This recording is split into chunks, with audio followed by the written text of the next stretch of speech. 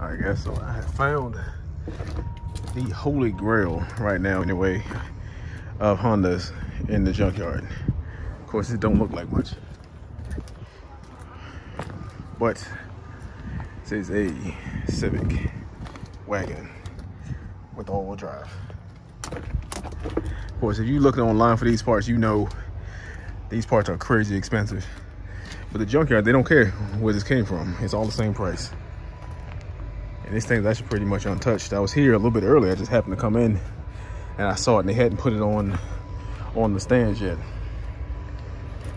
So I was worried that if I left and come back, somebody would grab it. But they don't list this stuff until a day after it's been sitting in the thing. So when you see it listed, it was actually put in the yard the day before, because they get it set out and then they list everything. So we got lucky on this one. I'm gonna go ahead and pull this rear diff, drive shaft, and the vicious coupler, of course. All right guys, really, this didn't take me an hour to do. Got both drive shaft sections and the rear diff under an hour. I just double check and make sure I didn't forget any of my tools, and we're good to go. That's all we need from this thing. This is definitely a huge score. All right, that's on back in my second home. And look what we found. 6G75, 3.8 liter. Been looking for this for a while too. Now, I don't need this yet. I do have a project I want to do with it, but no time soon, so I might just pull it and try to sell it. Of course, car has been out here for a while. You can see it was in an accident, so it's safe to assume that the car was running, so the engine should be good. But it's also about to rain. It's actually already started raining, so I'm gonna go ahead and get this pulled. Also, we have the Progressive claim number here, so you know this is the total loss in a collision on 621. So it runs and drives. Look like it runs and drives. Had keys. They even had a video of it running and starting. That's a good sign.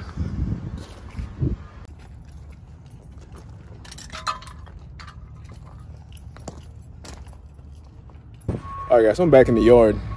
Came across a CRV and I'm gonna pull the diff. But I wanna show you guys something that you need to be aware of. So you see I have two tires underneath here, and I do that anytime I gotta get underneath the car. But the reason is that sometimes the yard will do something like this. So if you notice, of course, they use the wheel and the two wheels to kind of jack up the car. But if you look, it's actually on the bumper. Now there is a support that runs back here, but this is still kind of sketchy. So I'm gonna take the precaution, or I've taken the precaution, to go ahead and put wheels, tires on both sides. And of course you wanna give it the shake test. It does move more than it should, but it seems to be stable, but you never wanna take a chance with that. And I do this regardless, even if they are up under the frame like that. I do this anytime I'm getting underneath the car. So it's a good tip for you guys. All right, so what's going on, guys? So in today's video, as you probably already guessed, we're going to talk about the junkyard. So I do go to the junkyard fairly often, really about once a week or so. And occasionally I'll stumble across the nugget, such as like that Civic wagon or the 6G75 from that 4th gen Eclipse. Now, being that I go to the junkyard so much, I do have a set of tools specifically for the junkyard. So as you guys hopefully already know, is I have done a couple videos on the junkyard as far as how to pull on a transmission, how to pull an engine block, stuff like that. And inevitably, the question always comes up is, what tools do I need to do that? You may be surprised, there's actually very little that you need. So I'm going to show you guys what I have. Now, a little side note is, of course, if you're familiar with the Honda scene, you know the Civic wagon all-wheel drive parts are in high demand. They have a really high resale value.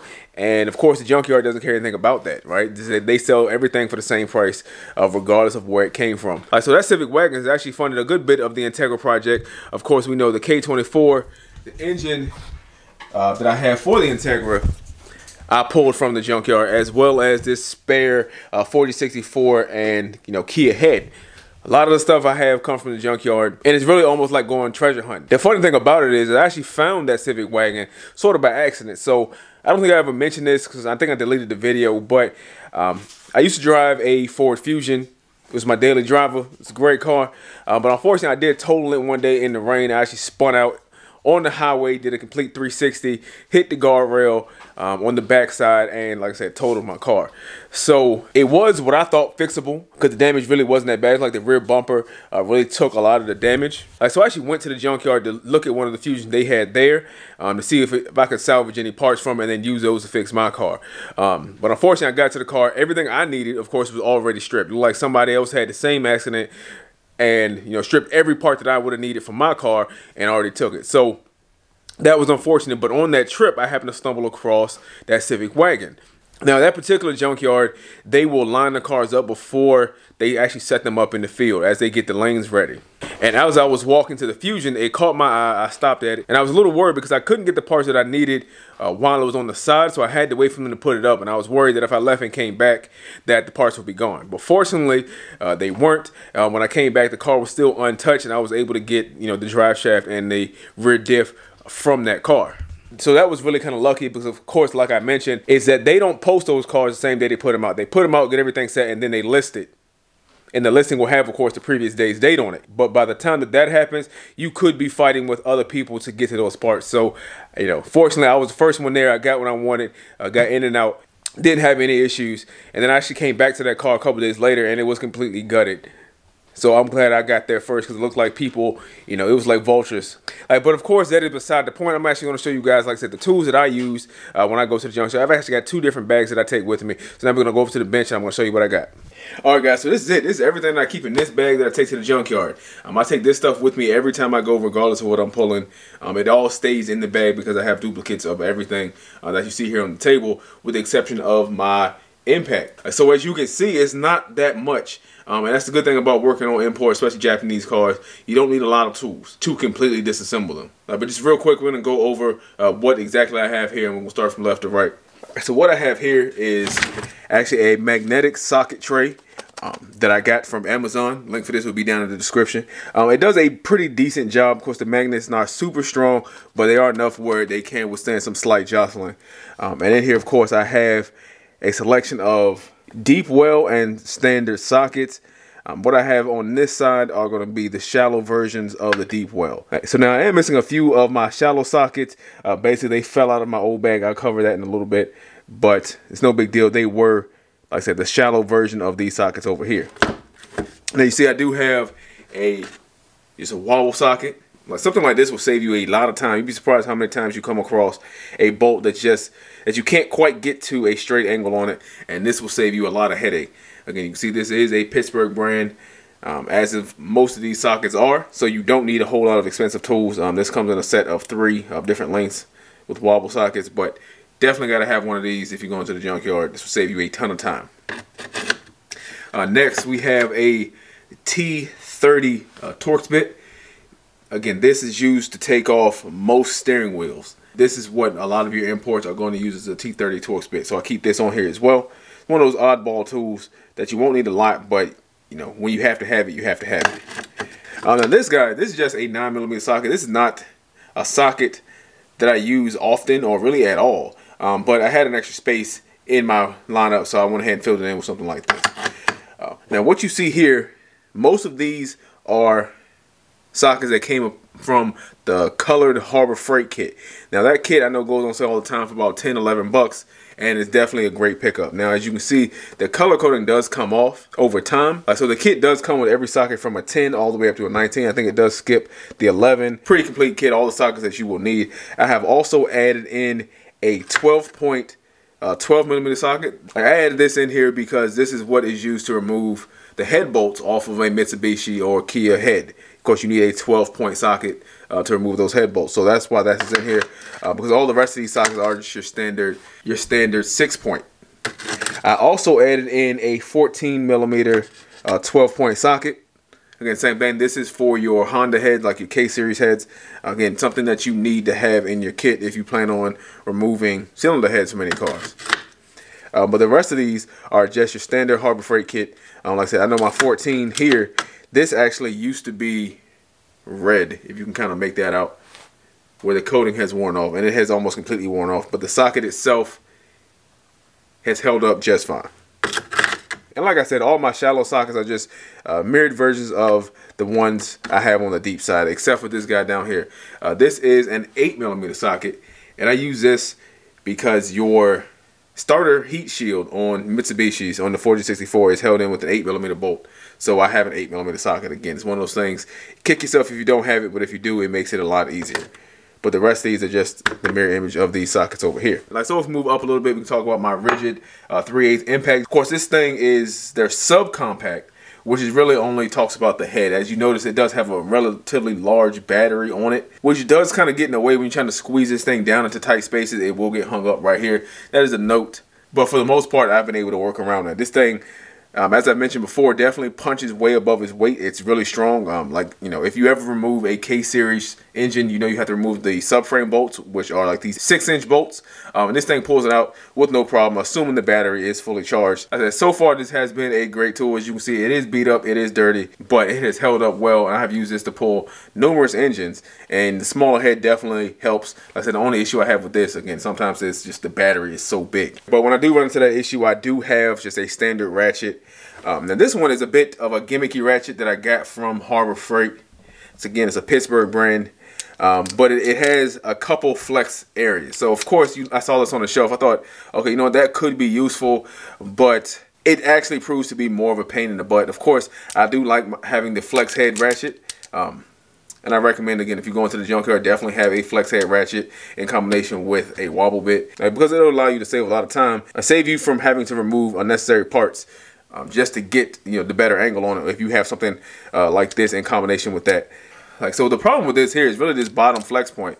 So if you're trying to loosen something and you're not completely flat with it, then what'll happen is as you try to put torque on it, you turn it, the thing will actually buckle. And it kind of buckles right here and it'll cause you to smash your knuckles. You know, ask me how I know. Now, fortunately, I don't have to use this much because my impact fits into most areas. But when I do have to use that, it's definitely something to be aware of. So the next thing I have on here is this like 5-inch extension. This is out of the same kit as the little guy that's over here. It is, again, it has a wobble end on it. And why that's important, as I didn't demonstrate earlier, is that as you can see, when you put a socket on here, you can get the socket locked into the extension, and it has the ability to angle itself just a little bit. And of course, that little bit of angle sometimes can make a huge difference. So that's why I definitely recommend having a wobble socket and a flex head ratchet. Like, so if we slide over a little bit, we see we just have two pairs of pliers. Of course, I have a pair of Husky pliers here with the adjustable jaw on them. And these are good for taking off radiator hoses and those little slip clamps that you have on most OEM cars, and helping to get into tight spaces where you can't get your fingers in and get a good grip. Alright, so what I have here is just a pair of side cutters. Of course, you can use these to cut wires, hoses, seat belts. Have a bunch of uses for them, so they've held up. Tip of it is chipped. I don't even remember when that happened, but it's been like that for a while. And that's actually why this particular set is in the bag, in the junkyard bag, because I'm not worried about losing these if I do. But they've held up, like I said, for a long time. The comfort grip can sometimes be an issue on some tools with chemicals and stuff getting on them. Not been an issue. It does make using these really easy, and like I said, they come in handy when you're trying to get something out really quickly. You just want to cut stuff instead of disconnecting everything. In the middle here, we kind of have just a collection of screwdrivers. Now, I don't really know why this one is in my tool bag, because I don't think I've ever used it. This is a really small, like, fine point Phillips head screwdriver. Again, I'm not sure why it was in the bag, because I'm pretty sure I've never used it, but I'll keep it in the bag because I think I must have put it in there for some reason. So, hey. We have a Stubby Screwdriver. It's number 2. Tip on it. This is the same thing. A lot of your interior parts you can't get to with a long reach screwdriver because there's so much stuff in the way, and you need this, especially like a gauge cluster or something like that. Sometimes you may need a Stubby Screwdriver where a longer one just will not work. This next guy up here is just a Quinn Phillips head screwdriver. It does have a square shank on it, which is here, so that allows you to be able to grab it if you need to stabilize it with something. And I haven't needed to do that, but I did like that extra feature. Again, this came with a Harbor Freight kit that came with a Phillips and a flathead. Like, the flathead I actually left at the junkyard one day, but fortunately, shortly after I lost it, I found this guy here. So, you know, the junkyard giveth and the junkyard taketh. That's kind of how that works. I found this one, and this one is even better. This is actually an impact rated flathead screwdriver. So as you can see, the shank actually runs through the entire handle. So it has this tip on it where if you need to use this as a pry bar, or you know, just to hammer it to get something loose, you can use this screwdriver. It's actually made for it without damaging the handle. Whereas the shank on this guy stops somewhere in this area. So if you would have hit this with a hammer too hard, you would snap this off and you would just be left with that. Next, I have these adapters. I bought these because they were cheap. Again, this is from Harbor Freight. I had used these all the times with my DeWalk impact driver. So if you have one of those that has a 1/4 inch shank, you'll need something like this. This comes with a 1/4 inch, 3/8 inch, and 1/2 inch bits. I decided to buy an extra set. One, like I said, because they are cheap. I think they're less than $5. And this was something that when I was using that impact driver, I was constantly leaving at home when I didn't have an extra set. I would just forget about it, and of course that made things a lot more difficult. Now, obviously, I don't use an impact driver now. I do like to leave this in here in case I do decide to go back that route. Next up, we just have a couple pair of gloves. So here, of course, we have some latex gloves, and we have just a reusable pair of gloves with the nitrile coating on the inside. Now, these are just some cheapo gloves. I think these came from like Costco or Sam's Club, one of those places that came in a big pack. So I've kind of gotten to the point where I really want to keep my hands clean. Of course, they do have like a sink for you to wash your hands at the junkyard, but sometimes, especially if you're pulling the engine or something like that, it's just so much grease on it that you can't get it off, and then you have to worry about messing up the inside of your vehicle, and it's just not worth it. So what I'll do oftentimes is actually wear a pair of the latex gloves underneath of these, because stuff can still soak through these and get on your hands. So like I said earlier, these are decent, but once they get coated in oil, they still can become pretty slick to use on the inside. But they do the job of keeping your hands pretty clean, and they also help on those colder days. You can see I actually have 2 pairs of gloves layered here, because the last time I wore these, it was a bit cold outside. And since they are fabric, they do breathe fairly well. So I'll either go with the 2 pair of these gloves on top of each other, or I'll go with 1 pair of these and then 1 pair of these in the summertime. Now, the last thing I have that goes inside this bag is just a pair of safety glasses. So anytime I get underneath the car, I make sure I wear safety glasses. You always risk something falling in your eyes, you taking things loose. Of course, a lot of these cars are old, they might be rusted. You might have, bits of debris and stuff that are on the engine or transmission or whatever that can fall. You don't want to get that stuff in your eye, especially when you're in, a tight space underneath the car. Take the precaution. Like I said, these are some cheapo glasses that I got in a bulk pack. Do get scratched up fairly easy, but fortunately, because they were so cheap, I just tossed them at that point. So the last thing I have is the bag itself. So I just picked up this bag. It's a Samurai tactical bag that I got off Amazon. I just picked this up. I've only taken it to the yard once at this point. Make out the logo here. It is one of those tactical style backpacks with the molly webbing. It seems to be fairly well built. All the zippers are robust. I can see these little pulls here probably will fall off or break off at some point, but that won't really be an issue as far as the overall bag is concerned. It seems to be built fairly well. The only problem is the same problem that I had on my other bag, and that's on the bottom here. So the bottom is actually pretty thin. It's a lot thinner than the rest of it, and that's what my issue was on my previous bag.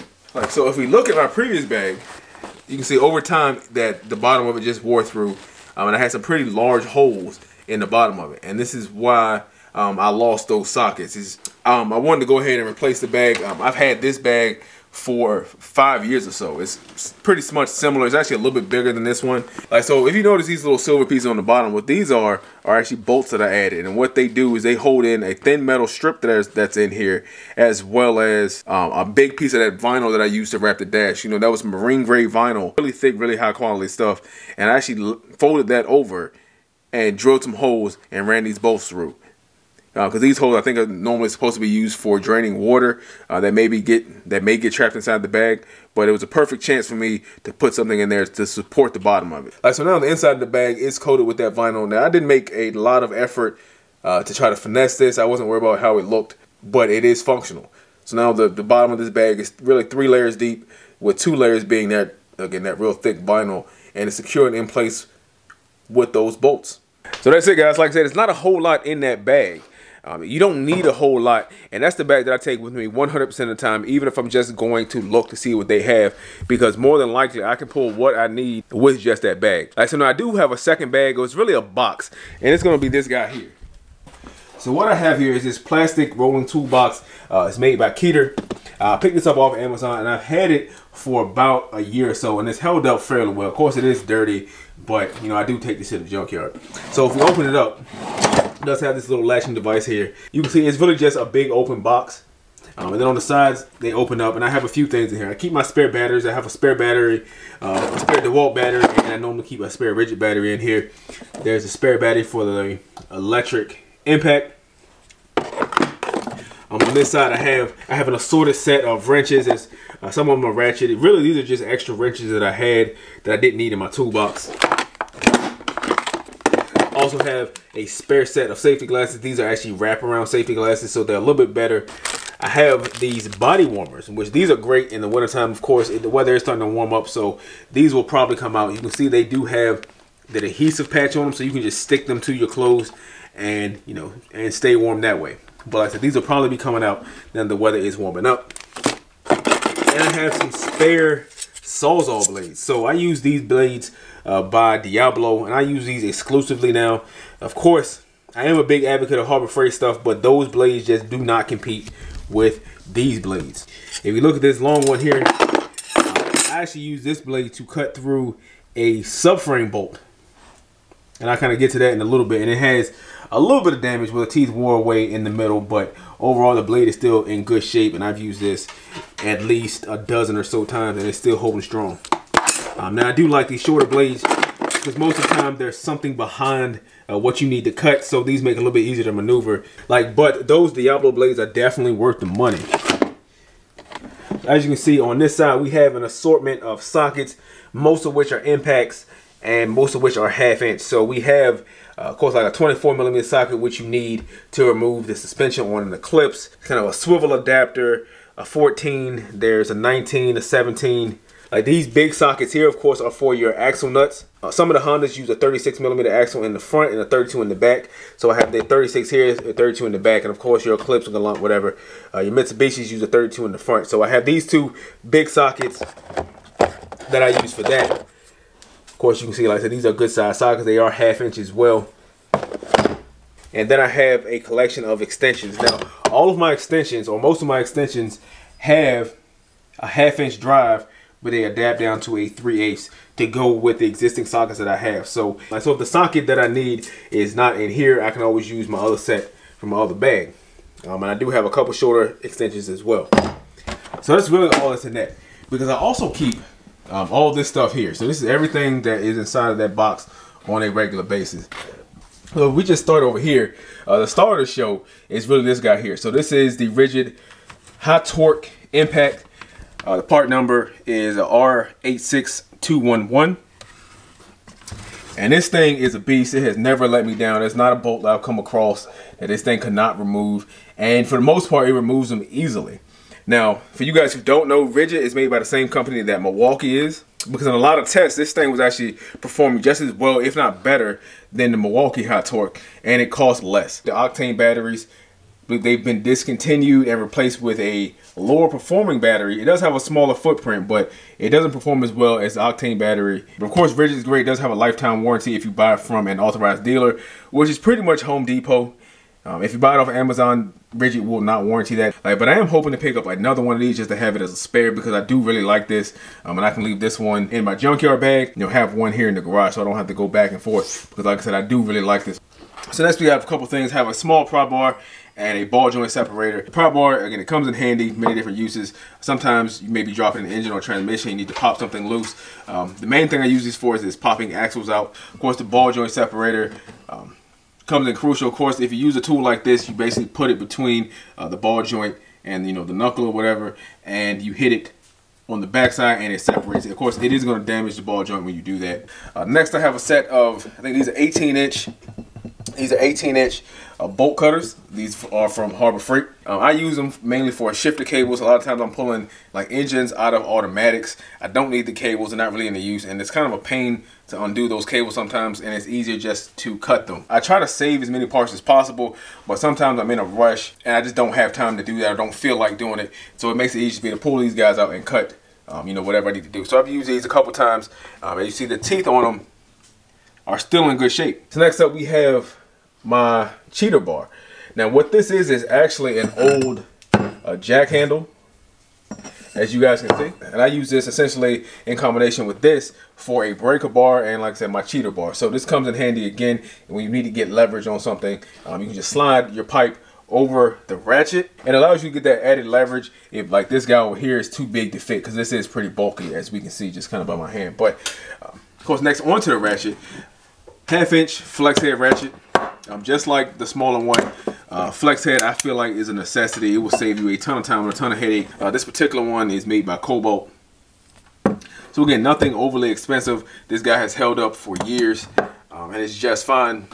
Next, I do have a small 3-pound sledgehammer, because sometimes at the junkyard, things just need to be persuaded, and this is what you need. Like, so up top here, I have this 24mm wrench. Now, this is something that you really don't need. As I said, with the socket, I use this for like Mitsubishi suspension, just removing those bolts on the bottom of the strut. Like, of course, you'll need something to keep those bolts from spinning, and this does the job. Of course, you could just use a pair of pliers, but I like having this, and I really have no need for it in my toolbox. This here is just a tow hook that I found from some random car.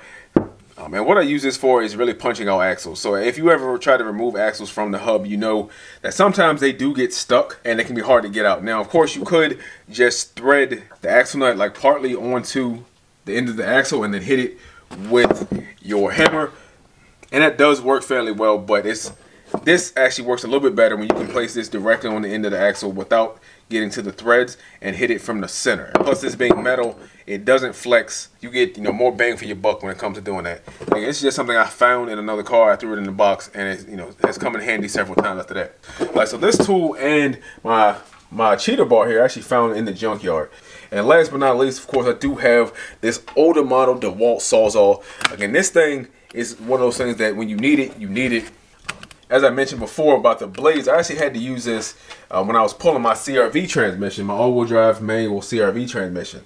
I went to a junkyard that was about 2 hours away, and as I was removing one of the subframe bolts, it just started to spin inside of the body. And of course, I'm panicking for a split second, and I thought about it, I was like, wait a minute, I don't have to worry about this, I can just cut that bolt. And this Sawzall, in combination with those Diablo blades, cut right through that subframe bolt to almost no damage to that blade. And it saved me a ton of headache because I was at a junkyard that was about like 2 hours away from where I live. So it's not like I had an option to go home and come back, try to get something else. Sometimes you need to cut it off. And I've used this, if you're ever working on a car that has been hit in the front, which a lot of them have been, you can cut away body panels, cut away radiator supports. Makes your job a lot easier. And that's why it's nice to have those good blades and a good Sawzall. So next up is this little bag here. Now, for the most part, this just holds my impact and the hammer, and I keep that in case I want to just carry that stuff inside without the entire box. So obviously this box is pretty big, take up a lot of space. Like, I normally put this in the wheelbarrow because, like I said, the wheels are plastic, so I don't want to drag this along the ground because I'm worried about the wheels breaking. So normally I just roll this out to the point where the wheelbarrows are and then put it in a wheelbarrow. So it can take up a lot of space, and there have been times where I have just decided just to grab my impact, put it in the bag, and then take that with me along with my backpack. That way I don't have to carry that big thing. So yeah, guys, that's it. It doesn't take a whole lot of tools. You see, nothing I have is really expensive. Of course, like my rigid stuff, my impacts are a little bit more expensive, but they're still on the budget side of their category. And it's definitely worth the buck. Of course, like I said, Rigid does have a lifetime warranty, as well as so does a lot of the Pittsburgh stuff that you get from Harbor Freight. So I know Harbor Freight is known for being a little bit lower quality, but the fact that if it does break, I can just take it back and get another one kind of makes it worth it in my mind. And especially when you consider that this stuff is so inexpensive that in most cases I have 2 of everything. Like, so if it were to break, yeah, that's unfortunate, but I can just take it up to the nearest Harbor Freight. They'll swap it out for me there on the spot, and I can get back to work. And I haven't had that happen yet. So like I said, I've pulled multiple engines, multiple transmissions, differentials, drive shafts, pretty much whatever you can think of, I have pulled it at the junkyard. And this tools that I just showed you guys have held up. I don't think I've broken any of this. Now, I've lost a bunch of stuff. I have lost multiple hammers, multiple wrenches, stuff like that. Like, but the junkyard give it and the junkyard take it away. That's just a part of it. As I mentioned, like with the screwdrivers. So you definitely, that's another reason not to spend a lot of money on those tools, especially when this stuff is good enough for like the DIY weekend warrior guy like myself, and probably like you guys. But that's all I got for you guys. I want to thank you for watching. If you haven't already, hit that like button, hit the subscribe button. Have a great day.